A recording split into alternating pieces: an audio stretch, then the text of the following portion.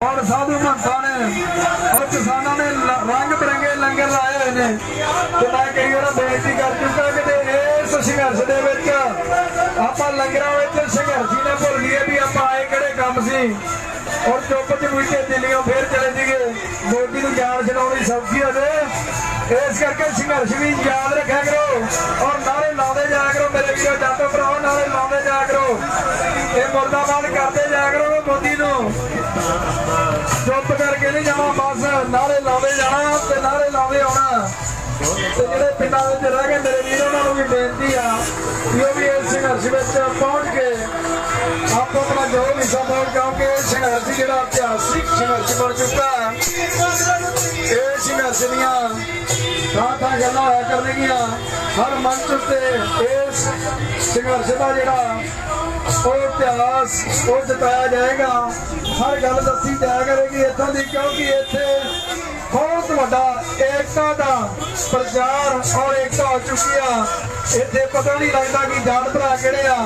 सिख भरा किहड़े आ इदां दा जिहड़ा प्रचार इत्थे हो चुका और सरकारां नूं अपने हत्थां दी पै चुकी है कि असीं पाड़ के राज करना सीगा पर फिर स्टेटां इकट्ठियां हो चुकियां ने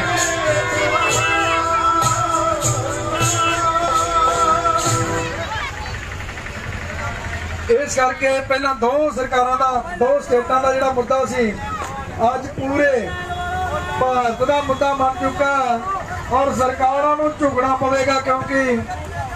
लैन में आ रही लैन में तो काम की ना करो लैन में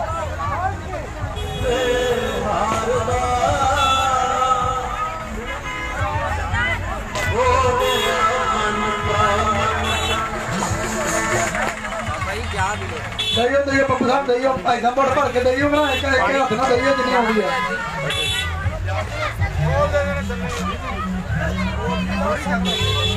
जेड़े न्याणे आउंदे उन्होंने थोड़े दो बिल्कुल ये लिफाफे मैं आपको सभी को निवेदना करता हूँ जो हमारे लोकल लोग यहाँ के इधर रहने वाले ना बच्चे लोग औरत लोग ये किसानों के लिए आता लेकिन आप लो लेकिन घर ले जाने के नहीं खुद खाने के लिए यहाँ खाओ खाना मुक्ता नहीं है कोई भी वस्तु मुक्ति नहीं है जब आप अपने झोले भर भर के सामने देख रहा हूँ कि झोले भर भर के घरों के लेके जा रहे हैं ये किसी काम नहीं आएगा आपके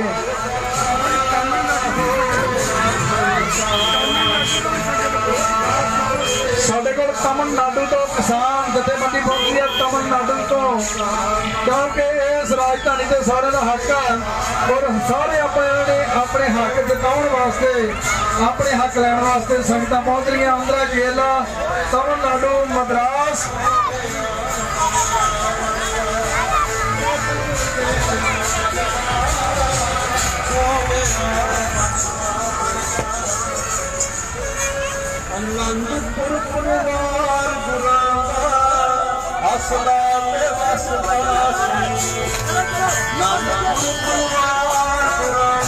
बहुत बहुत नौजवानों का धन्यवाद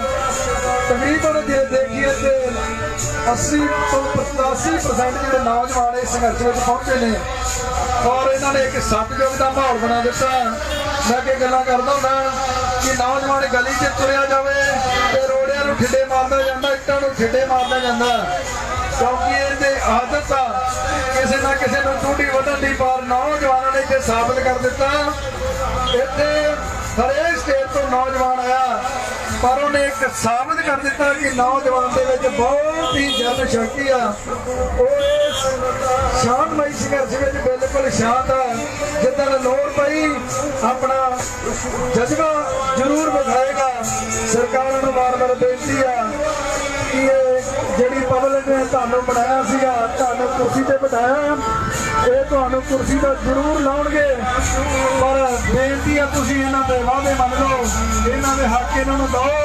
ते आपां अपने घरां नूं जावांगे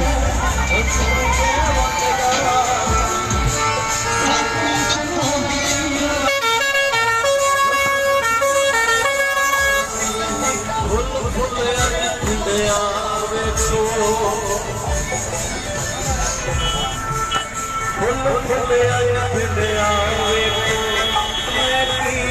आया